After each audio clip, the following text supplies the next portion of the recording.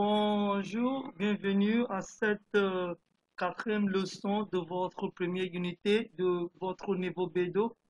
Dans cette leçon, on va faire le bilan de ce que nous avons fait pendant cette semaine, pendant cette unité, pardon. Et dans cette unité, nous avons vu l'expression de l'antériorité, l'expression de la postériorité et l'expression de la simultanéité. Alors, ce qu'on va faire, c'est que on va justement faire une révision de tout ce qu'on a fait pendant la première, deuxième, troisième unité. Donc, au cas où vous avez des préoccupations dans quelques sujets ou bien quelques sujets qu'on a traités, s'il vous plaît, ne, ne vous hésitez pas de nous faire savoir quel point qui vous fait un peu difficile. La première chose qu'on a vue dans cette unité, c'est le futur antérieur où j'ai expliqué que le futur antérieur, c'est pour exprimer une action au passé, au futur, mais dans le futur, c'est déjà passé. Ça veut dire le futur antérieur exprime une action passée dans le futur. Et qu'est-ce que cela veut dire? Cela veut dire que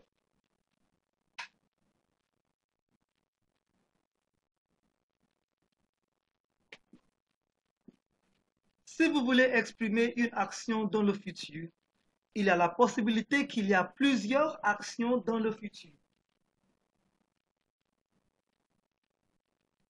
Alors, comment exprimer ces actions même s'ils ont venu en ordre? Ça veut dire, how do you express them when they have come in different orders?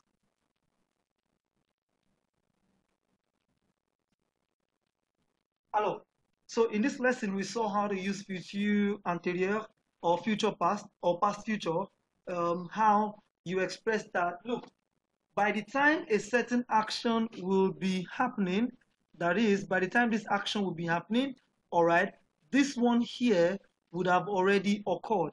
All right, that's what future anterior basically does. You want to express an action here that would have become a past action by the time this other action happens. All right, so le futur antérieur exprime une action dans le futur, mais au passé. So it expresses an action that is in the future, but is already past. For example,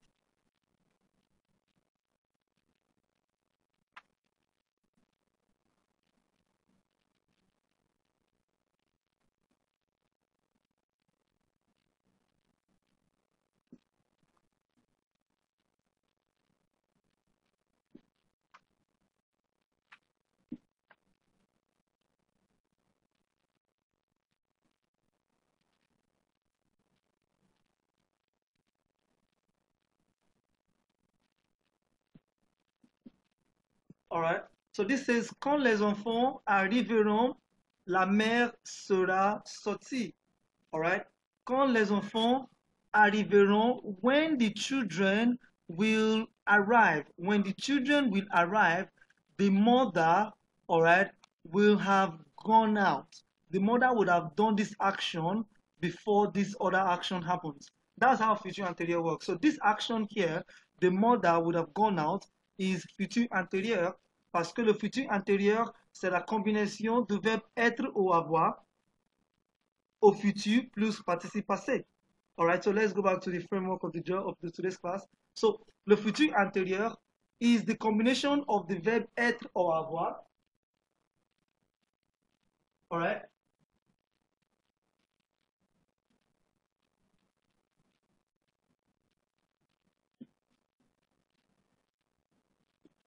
All right. So, le futur antérieur, c'est la combinaison de verbe être ou avoir plus participe passé du verbe. All right. So, that is how you express an action in past future. This is what I'm talking about. All right. Les enfants joueront quand ils auront complété leur travail. The children will play when they will have completed their work. All right. In the course of this lesson or in this unit, nous avons aussi vu le plus que parfait, or we try to revise because I expect that you must have seen it before, how to comment conjuguer au plus que parfait et l'usage, comment employer le plus que parfait. Le plus que parfait est utilisé quand on veut exprimer une action dans le passé. So we use plus que parfait to express an action that is past that has occurred before another action. All right?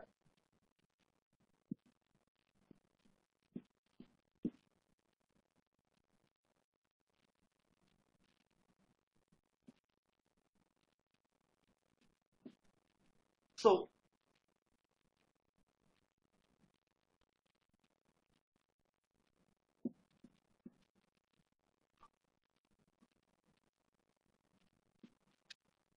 so here, le pluscuparfait, which is like the opposite of futur antérieur, is used to express an action, all right, in the past that comes before another action. That is to say, this action here, I'll term this one action A, all right? Action A occurred, let's say action A occurred by 7 p.m. and action B occurs, action B occurs by 9 p.m. All right, so the objective here is that when there are two actions in the past, this one that came earlier than this is expressed in pluscuparfait. All right, so if you follow me here, il says that le pluscuparfait s'utilise pour exprimer une action passée avant une autre action dans le passé. So we use pluscuparfait to express an action that happened before another action in the past. Les enfants étaient sortis avant que leur père est arrivé. The children had gone out, all right, before their father arrived. And this is used with the same thing, avoir and être plus.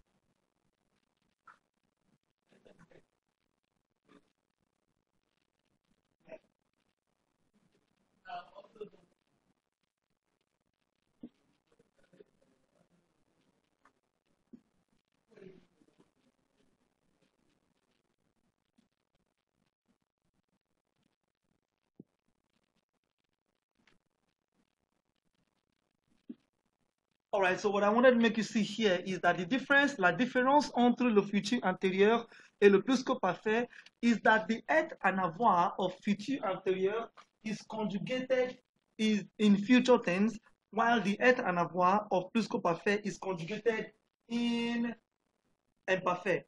That is the basic difference between futur antérieur and pluscuparfait. Être in pluscuparfait and être en avoir is conjugated in imparfait, while the être en avoir of futur antérieur are conjugated in futur simple. Alright, ce sont les différences entre le pluscuparfait et le futur antérieur.